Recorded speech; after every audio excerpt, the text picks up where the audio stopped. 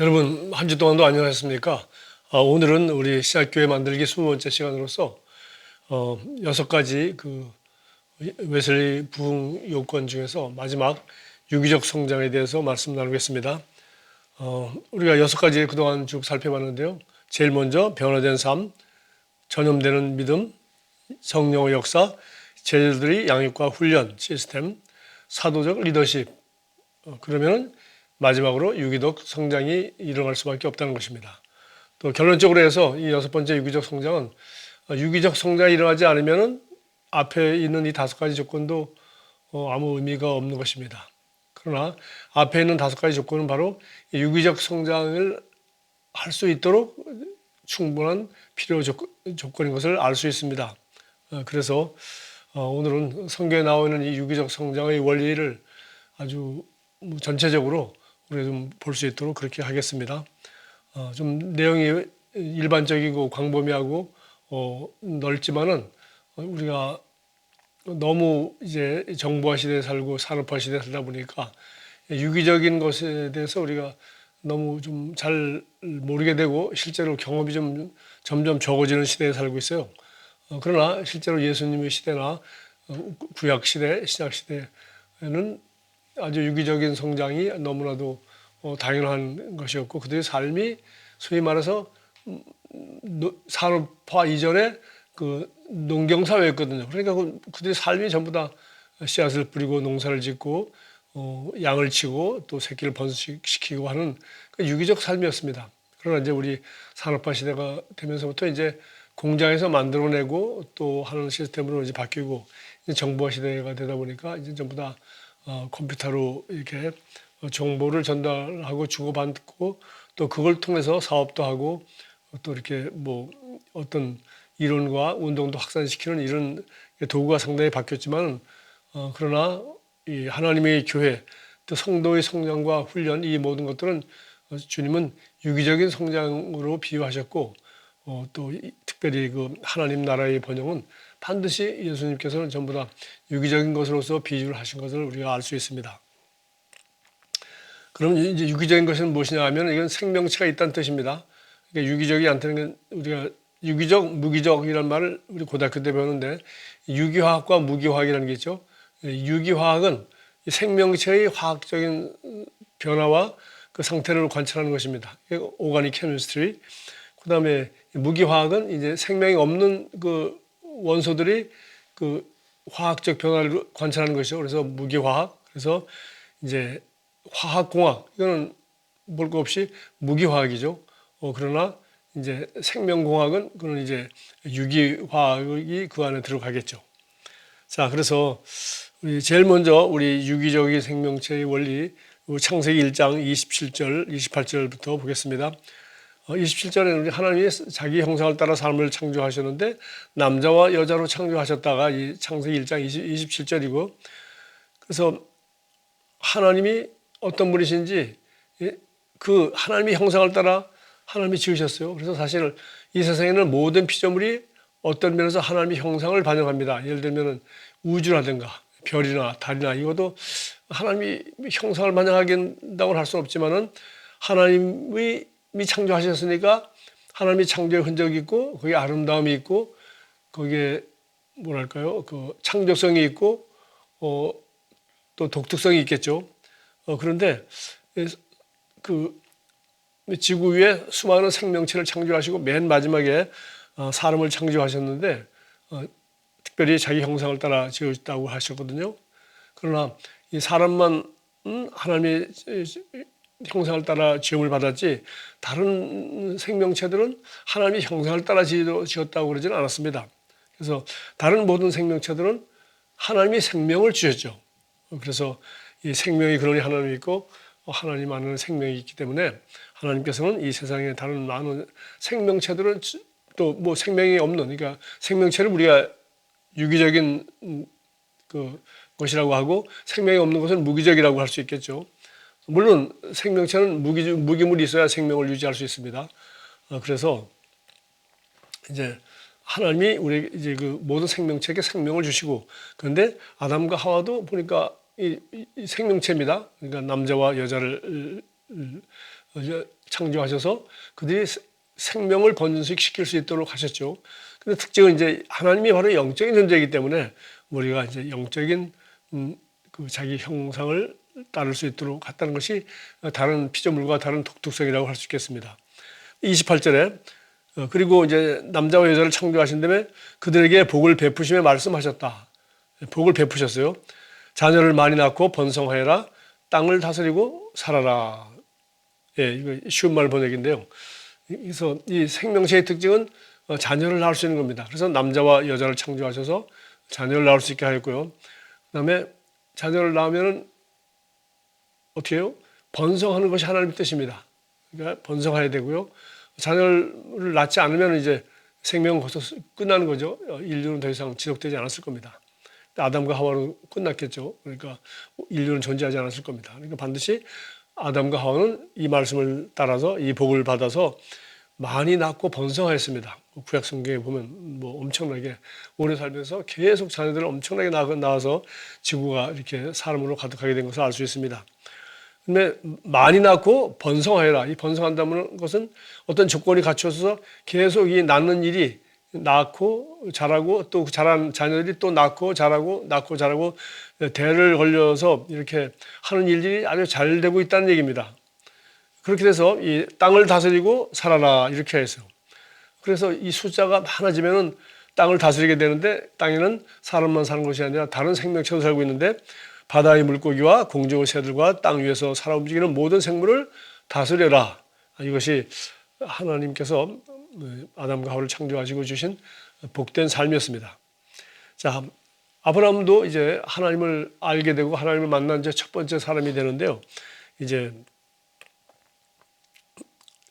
12장 1절에 있는 말씀입니다. 창세기 12장.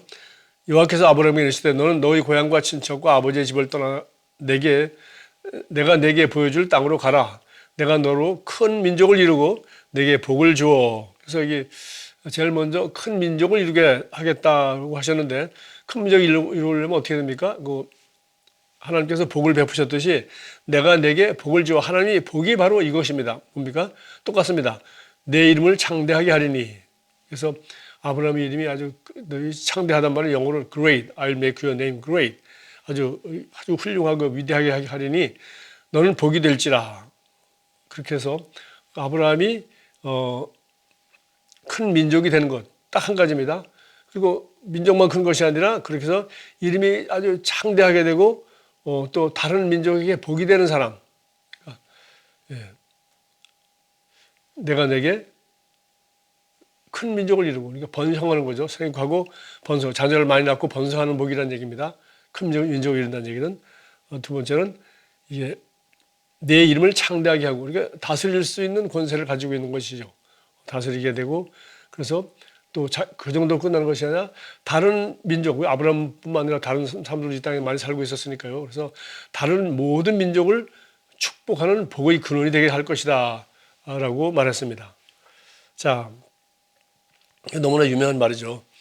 그런데 이제 우리 예수님이 오셔서 이제 이 복음을 전하게 되었는데 이제 갈라디아서 3장 13절 14절은 예수님이 오신 그 목적, 그 복음의 목적도 바로 이렇게 설명했습니다. 그리스도께서 우리를 위하여 저주를 받은 바 되사 율법의 저주에서 우리를 속량하셨으니 기록되는 바 나무에 달린 자마다 저주 아래 있는 자라 하였습니다. 그러니까 예수님이 우리를 위해서 구원하시는 것은 율법의 저주로부터 우리 속량, 죄값을 지불하시고 우리로 하여금 이제 의인이 되어서 하나님의 자녀로 율법의 저주가 아니라 하나님이 말씀과 은혜의 축복 속에서 살 수 있도록 우리를 완전히 새로운 피조물로 바꿔주셨단 말이죠. 그 결과 14절 갈라디아서 3장 14절입니다. 이는 그리스도 예수 안에서 이제 이것이 바로 복음이죠. 그리스도 예수 안에 있는 모든 그리스도인들은 아브라함의 복이 이방인에게 미치게 하고 또 우리로 하여금 믿음으로 말미암아 성령의 약속을 받게 하려 함이라. 그래서 한마디로 말해서 아브라함의 복이 이방인인 모든 사람에게 미칠 수 있도록 그러니까 지금 아브라함에게 약속하신 축복은 이건 유대인들에게만 한 약속입니다. 그렇지만 유대인에게 끝나는 복은 아니죠. 내가 너를 복을 주고 큰 민족을 이루고 내 이름을 창대하게 하고 그리고 땅의 모든 민족이 너로 인하여 복을 받게 할 것이다. 그래서 내가 너에게 복의 근원이 되게 할 것이다. 그러니까 아브라함에게 하신 말씀이고 아브라함에게 주신 복이지만 아브라함이 그 사명과 그 복을 완전히 누린다는 것은 자기가 큰 민족을 이룰 뿐만 아니라 아주 땅에서 아주 유력한 창대한 자가 되고 그리고 다른 민족들을 복을 줄 수 있는 다른 복이 근원이니까 다른 민족에게도 복이 되는 그런 사람이 되겠다고 했는데 그러니까 다른 민족도 포함한 것이죠. 드디어 바로 이 아브라함의 후손으로 예수님이 오셔서 다른 민족 또 이방인에게도 아브라함이 복이 임할 수 있도록 한 거죠. 살아계신 하나님을 알게 되고 아브라함의 복을 누리게 되고 또 아브라함의 복을 한 단계 더 뛰어넘어서 그리스도 예수 안에서 아브라함이 누리던 축복과 비교가 되지 않는 더 큰 복을 누릴 수 있는 그런 이제 삶을 살 수 있도록 하기 위하여 이제 복음이 전파되었다. 갈라디아서 3장 13절 14절 아주 유명한 말입니다. 이제 여기까지는 우리가 이제 뭐 복음의 역사적 상황이니까 너무 잘 알고요. 그걸 가지고 이제 결국은 이제 사도 바울에게 와서는 이것이 신약 성경에서 이제 아주 영적인 말치 원리로 한마디로 이렇게 얘기했습니다. 복을 주시고 번영하고 축복을 받고 네가 이제 자녀를 많이 낳고 네가 번성하고 그리고 숫자가 많아서 땅을 다스리라.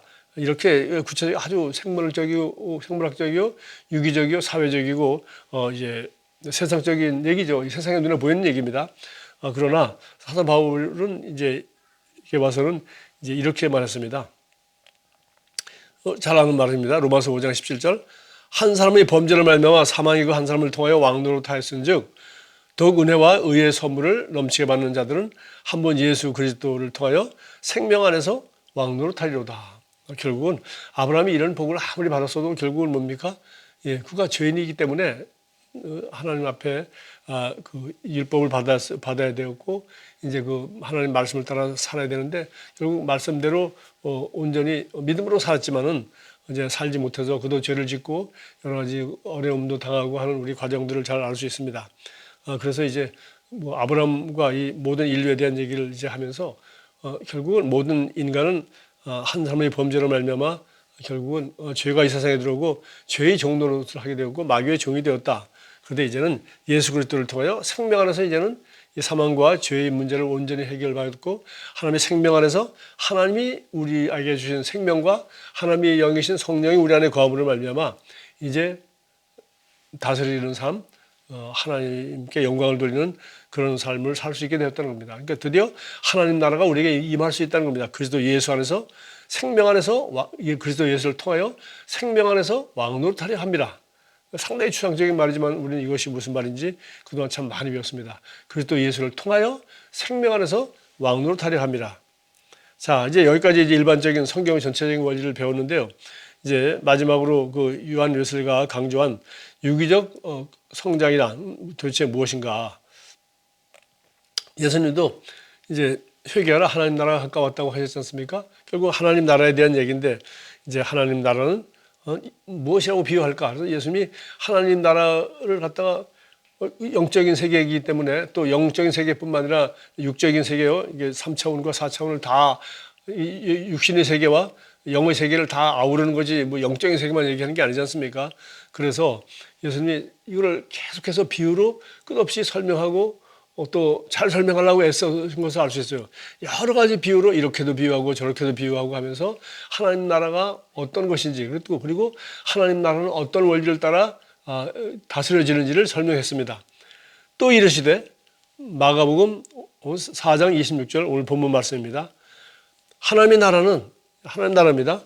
사람이 씨를 땅에 뿌림과 같으니 자 하나님 나라는 사람이 씨를 땅에 뿌린 것 같다. 그러니까 다른 것은 무엇입니까? 다른 자연 상태는 그냥 하나님이 창조한 상태에서 그대로 계속 번영하고 번식하여서 산에는 나무가 있고 들에는 풀이 있고 꽃이 있고 씨앗이 있고 뭐 여러 가지 여러 가지가 뭐 계속 그 유기물이 이렇게 자녀를 많이 낳고 다시 말해서 그 씨앗을 또 만들어내고 또 열매를 맺고 또 떨어져서 이렇게 자연적으로 잘 되게 돼 있어요.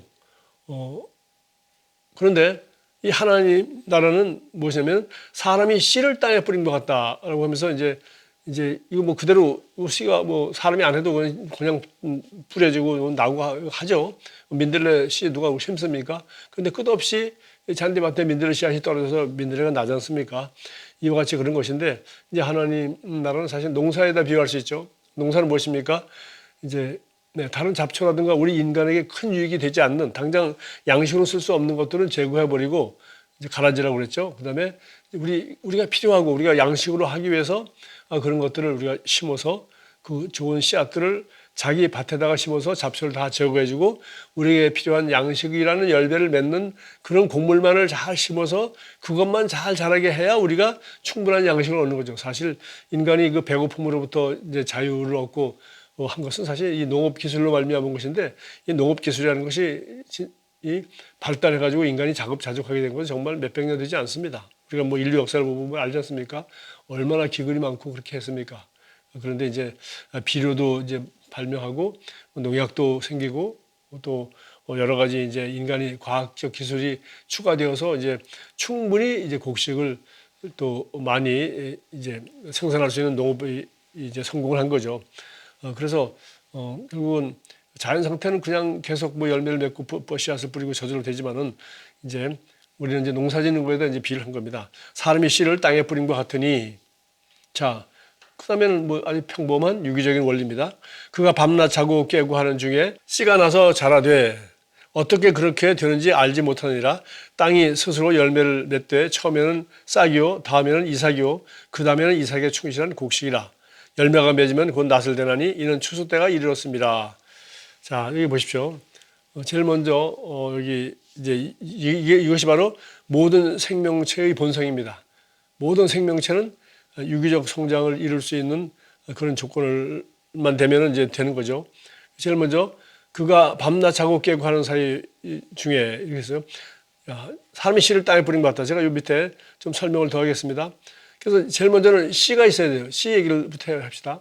그래서 우리가 하나님 나라 저희 교회에서 이제 세 가지 아주 강조하는 아주 쉬운 단어로 이 복음, 하나님의 말씀, 그래서 뭐 하나님의 말씀이라고 뭐 율법적인 얘기만 하고 도덕적인 얘기만 하면 뭐 종교 생활밖에 되지 않지 않습니까? 그래서 정말 우리를 율법의 저주로부터 자유케 하고 새로운 피조물의 원리와 이 복음을 따라서 살 수 있는 복음으로 기능할 수 있는 것. 그래서 우리가 이 복음이라는 걸 강조하고요.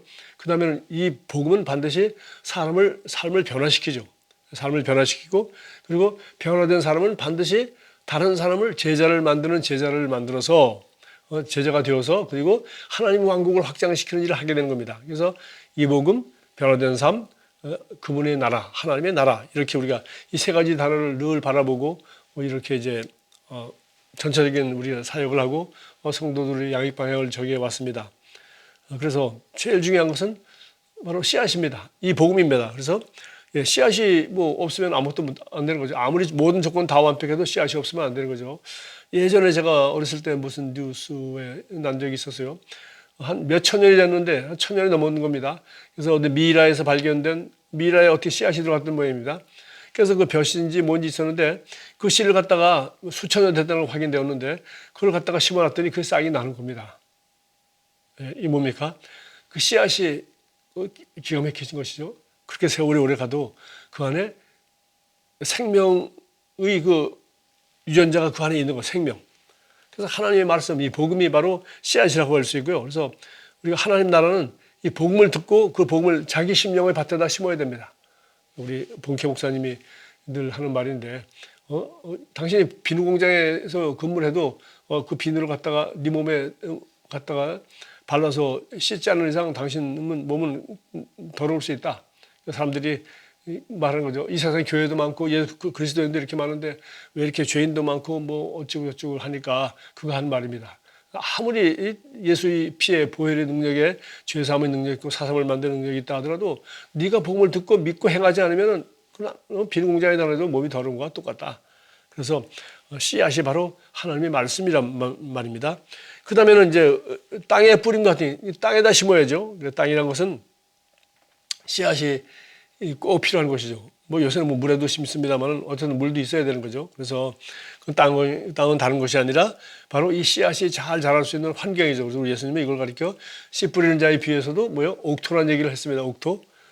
좋은 땅, 좋은 땅인데 또 좋은 땅에만 있다고 되는 건 아닙니다. 왜 그렇습니까? 제일 먼저 열이 있어야 되죠. 참 신기합니다. 그 씨앗이 예를 들면 1000년 동안 있었다고 합시다. 근데 왜 땅 속에서 그 관 속에 있으면서 왜 싹이 나지 않았을까요? 뭐 온도가 안 맞았는지도 모르겠습니다. 아니면 온도는 충분했는지도 모르겠습니다. 그러나 온도가 정확히 맞아야 씨앗이 발화를 하죠. 그래서 이제 모든 씨앗마다 그 발화하는 그 온도가 다르지 않습니까? 그러니까 여러분 뭐 우리 가을에 피는 개나리 들어보셨죠? 예. 개나리가 요 정도 여름 온도가 되면은 겨울 내내 겨울잠을 자다가 이제 드디어 싹이 나지 않습니까? 그런데 이 개나리가 바로 그 가을에 온도가 비슷하니까 가을에 꽃을 피운 겁니다. 그와 마찬가지로 이 씨앗들은 그 자기 그 정확한 온도가 적정 온도가 되면 드디어 이제 그 안에 있는 그 생명의 원소들이 이제 드디어 기능을 해서 드디어 이제 싹을 틔우는 거죠.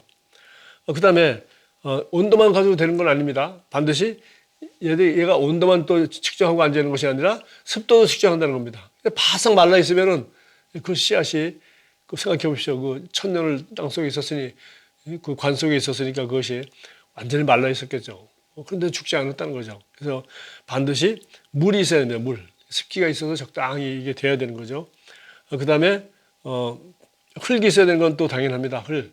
왜냐면 씨앗이 이제 싹이 터서 자라도 일단은 그 안에 그 배아에 있는 뭐 벼든지 뭐 계란이든지 마찬가지고 그 안에 있는 스스로 가지고 있는 조금 되는 영양을 그걸 가지고서 이제 싹을 틔지만 그 다음에 뿌리를 내리고 자라려면 어떻게 됩니까? 반드시 이제 그 주변에 있는 그 무기질을 이제 뿌리를 내려서 흡수해야 이것이 이제 싹이 터서 이제 자라기 시작하죠. 자라고 또 그걸로 끝나는 것이 아닙니다. 반드시 여기 설명한 것처럼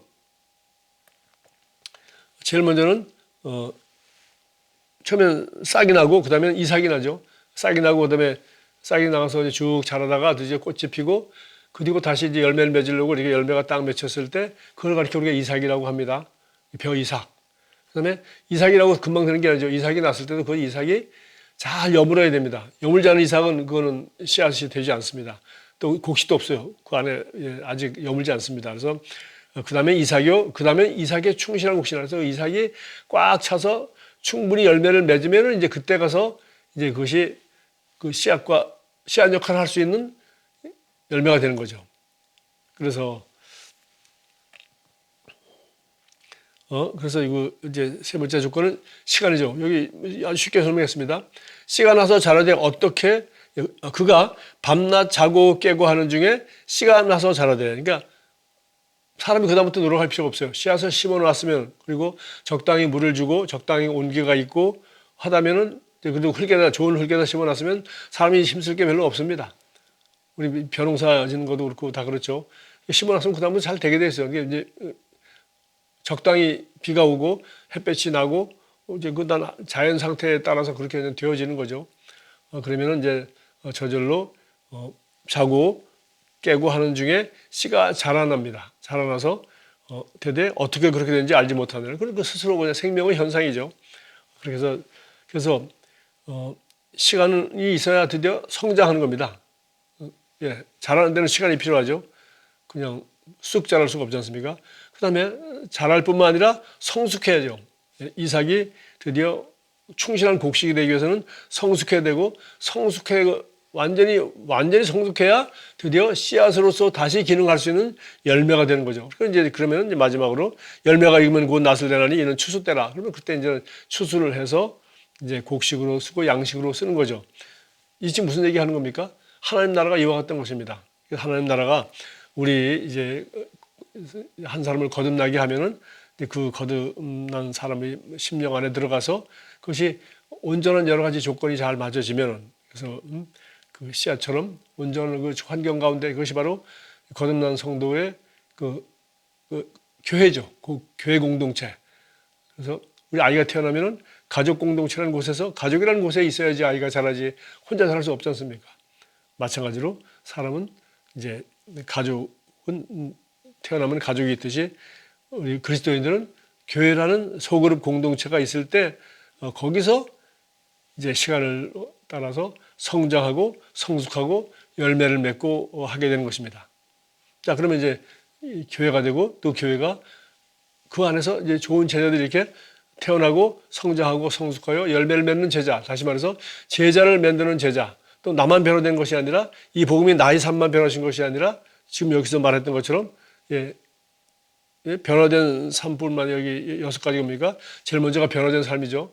두 번째는 자기만 생명으로 성장하고 자라고 열매를 맺어서는 안 되죠. 반드시 전염되는 믿음, 다른 사람을 제자로 삼는 전염되는 믿음. 근데 이것을 혼자 할 수 있는 게 아니죠.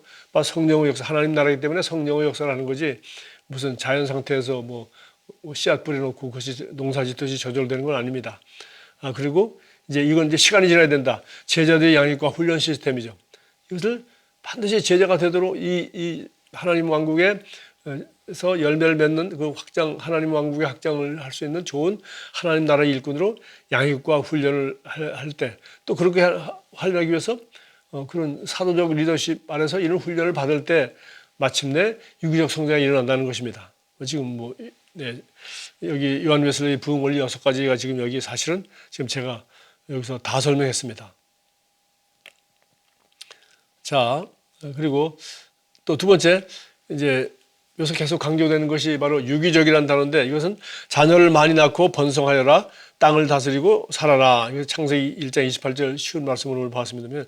왜냐면 생육하고 번성하고 땅에 충만하라 이렇게 하니까 생육이란 말을 성경에서만 쓰지 절대 거의 우리 한국어에서 거의 죽은 단어거든요. 그래서 제가 안 쓰는 단어로 해서 또 우리 모르는 청년들도 있을 것 같고 그래서 제가 생육하고라는 단어 대신에 여기 쉬운 말 성경에서 자녀를 많이 낳고 그래서 여기 영어 성경은 be fruitful입니다. 그러니까 be fruitful 열매를 많이 맺는 자가 되라. 열매를 많이 맺으라 이런 뜻이죠. 그 다음에는 번성한다는 단어는 우리 영어로 prosper 혹은 multiply입니다. 영어 성경에도 prosper는 우리 한국말로는 형통하여 라고 번역이 되고 multiply는 복제 배가하여 생육하고는 열매를 맺고 그 다음에 번성하고 배가하여 그리고 이제 그렇게 해서 숫자가 많아져야 드디어 땅을 다스리고 살아라. 그러니까 이 어느 정도 숫자가 많아야 다스리지. 아니 그 잡초가 생육하고 번성하고 다스리는 것만큼 곡식이 그렇게 빨리 자라지 못하면 결국은 잡초밭이 되고 말죠. 그러니까 이 세상을 다스리려면 숫자적으로 압도적으로 해서 그 가라지가 그 악의 씨앗들이 영향을 적게 미치도록 그렇게 해야 되는 겁니다. 그러니까 그리스도인들이 스스로 삶이 변화되고 다른 사람들을 변화시켜서 세상에 영향력을 끼쳐야 되는데 이걸 하지 못하게 되면 결국은 악의 세력들이 마귀 자식들이 결국은 점점 번영하고 그들도 제자를 삼아서 그러니까 이거 너무나도 중요한 얘기입니다. 그래서 이제 자녀를 많이 낳고 이건 결국은 번성하여 땅을 다스리고 살아라 하는 것은 결국 우리가 말하는 결국은 우리 자녀도 뭡니까? 자녀라는 것은 우리 나의 DNA를 가진 자녀를 내가 낳는 거죠. 그래서 나의 양육과 훈련을 통하여 드디어 나 같은 사람이 되는 겁니다. 그래서 우리 나 이상이 되기 쉽지 않습니다. 예수 그리스도의 제자가 되어, 그러니까 나의 제자가 아니라 예수 그리스도의 제자가 되게 하여서 드디어 나의 자녀도 나보다 더 나은 제자가 될 수 있도록 하는 것이 바로 지속적인 번영이라고 할 수 있겠습니다. 그래서 이것을 이제 우리 에베소서 4장 12절은 이런 성도를 온전하게 하여 성도 이제 전도해서 성도를 만들고 그 성도가 이제 오늘 여기 유기적 성장이죠. 성장하고 성숙하여 열매를 맺는 내 제자가 될 뿐만 아니라 그도 제자를 만드는 제자로 만들어서 성도를 온전하게 하여서 봉사일을 하게 하여 그리스도의 몸을 세우려 하시면 그러니까 그리스도의 몸을 세우는 섬기는 일을 하게 하는 거죠. 그동안 제가 여러 번 설명했으니까 더 이상 설명하지 않아도 될 것 같습니다. 이 모든 것을 그냥 한마디로 한다면은 그 예수님이 이걸 여러 번 이미 말씀하셨습니다. 나무는 그 열매로 그 나무를 안다 이런 말씀을 하셨죠. 그래서 우리가 지금 여기 6가지 원리를 배웠는데 이렇게 유기적인 성장이 일어나지 않는다, 열매가 나지 않는다 하면 나는 지금 성숙한 씨앗이 아닌 것입니다. 제자를 내가 만들지 못하고 있다. 나는 좋은 제자가 아닌 것이죠. 그래서 우리가 착각하기 쉽습니다. 또 실제로 거기에 빠지는 사람도 많고요. 뭐냐면 늘 영적 성장만 한다고 그러고 앉았어요. 자기 혼자 늘 영적 성장하는 거죠. 뭐도 하고 뭐 기도를 몇 시간 했다는 동, 성경 몇을 봤다는 동, 뭐 어쩌고 저쩌고. 이게 뭡니까? 그래서 이게 자녀를 많이 낳고 첫 번째입니다.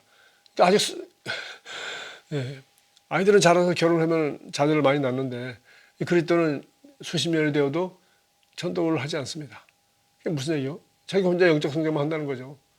그건 유기적 성장이 될 수가 없는 것이죠. 그래서 결국은 이런 열매, 지금 여기서 말하는 이런 유기적 성장이 일어나지 않으면은, 유기적 성장이 일어나지 않으면은 쉽게 얘기해서 모든 것을 다 거꾸로 의심해 봐야 됩니다. 내가 지금 제대로 된 복음을 듣고 있는 건지, 내 삶이 정말 변화된 건지, 나는 정말 그리스도의 교회를 세우는, 그리스도의 몸을 세우는 그런 봉사를 하고 있는지, 아니면 스스로 먹고 사는데 자기밖에 모르는 그런 삶을 살고 있는지, 우리는 열매를 통해서 그 나무를 알고 또 열매를 통해서 우리의 삶을 점검해 볼 수가 있습니다. 그래서 결국 웨슬리 부흥운동은 이렇게 해서 한 50년 이상, 반세기 이상 웨슬리가 일평생 동안 이런 일을 하였고, 또 자기와 같은 많은 열매를 만들어서 결국은 그가 죽은 뒤에도 오히려 더, 특히 미국 같은 곳에는 더 끝없는 유기적 성장이 일어나는 것이죠. 그래서 사실 여러분 우리 몸이 좀 약하거나 뭐 힘들 때 병원에 가서 뭐 링거 맞는 거 좋아하는 사람 있지 않습니까? 저는 그런 거 참 전혀 안 하는데, 링거 맞으면 무슨 효과가 있죠? 그 주사 맞은 거 그거 뭐 3시간이든 6시간이든지 뭐 하루가 가든 딱 그때뿐이죠. 근본적으로 음식을 잘 먹고 거기 그런 문제가 생긴 거, 힘이 빠지고 문제가 생긴 것에 대한 근본 원인의 대책을 줘야지. 그렇게 음식을 먹어야지. 어차피 음식이 먹어서 그것이 영양소가 결국 피로 가서 그것이 몸에 활력을 주는 거 아닙니까? 근데 링거를 맞아봤자 그때뿐이죠. 또 이제 그 약효가 지나면 또 맞아야 되는 거죠. 그래서 웨슬리가 그렇게 자기가 열심히 하고 잘했는데 좋은 열매가 있었다. 근데 그 사람 돌아가시고 나니까 뭐 그걸로 그냥 끝이더라. 그러면은 이런 유기적인 성장이 일어나지 않았다면 결국은 하나님 왕국을 예수님은 여기 유기적인 성장에다 비유하셨는데 그렇게 하나님 왕국 원리를 따라 충분하게 하지 않았다는 증거가 되고 마는 거죠. 저와 여러분이 삶과 뭐 자녀 교육이나 우리 성도를 섬기는 거나 전도하고 제자를 만드는 거나 교회를 개척하고 세우는 거나 모든 것이 마찬가지입니다. 이것이 계속해서 번식하고 재생산해내서 번영할 때 그것이 하나님 나라가 왕성한 것이고 이 진리가 하나님 나라의 원리가 그대로 적용된 것이죠. 제가 좀 약간 조심스럽지만 마지막으로 이 얘기를 하면 여러분이 분명히 알 것 같습니다. 평신도를 깨우는 성도가 아니라 그들이 바로 이 모든 일을 다 할 수 있는 목사와 교사로서의 그 목자로서의 역할을 충분히 감당해서 예수님이 하셨던 것 같이 예수님이 12제자가 또 12제자를 놔두고 한 200~300년 동안 그런 조직된 교회가 하나도 없음에도 불구하고 그들은 세상을 변화시켰습니다. 그 차이가 어디서 나올까요? 그 작은 차이 같지만 바로 여기 에베소 4장 12절에도 이미 다 나와 있는 것입니다. 그래서 우리가 저 여러분이 이 원리를 잘 그림으로 가지고 있다면 하나님의 왕국의 확장에 그리스도의 교회 개척에 큰 도움이 될 것 같습니다. 기도하고 마치겠습니다. 주님 감사합니다. 우리 하나님께서 300년의 웨슬리를 통해서 신약 성경의 교회가 회복되고 또 큰 부흥이 왔으며 또 웨슬리가 세상을 떠난 뒤에도 이 원리를 따라 영국에서 또 미국에서 그리고 온 세상에 하나님의 왕국이 확장된 것을 저희들이 보았습니다. 우리도 이 원리를 잘 체득하여서 이 원리를 우리 삶 가운데 우리 교회 가운데 잘 실천하여 좋은 열매를 맺는데 저희 삶을 드리기 원합니다. 예수 그리스도의 이름으로 기도합니다. 아멘.